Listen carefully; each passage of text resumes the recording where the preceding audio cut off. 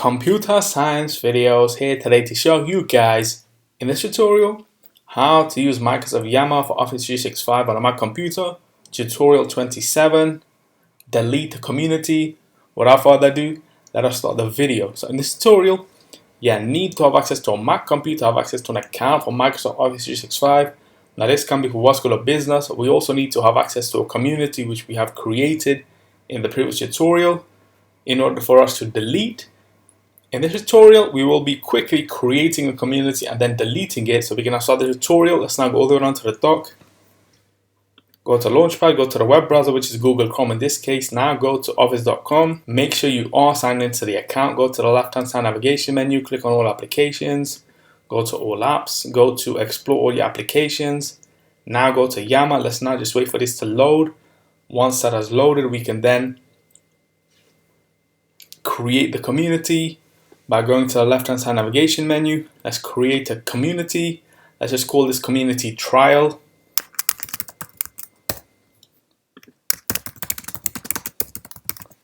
This is a trial. Let's just add a couple of members, myself and the admin.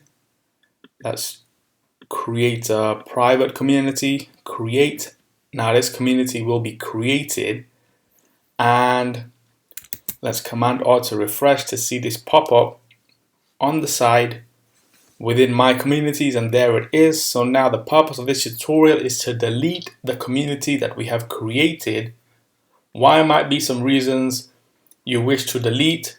Maybe you no longer require this community, or you had created it and feel the reason to now no longer have this within your communities, or it may be another reason. That's fine. Let's now click on the three dots in the top right corner. Go to settings, go to delete this community. Are you sure you want to delete the trial community? This community will be removed from members, community list and directories. Live events from this community will no longer be accessible, including Yammer conversations from prior events. That's okay, delete.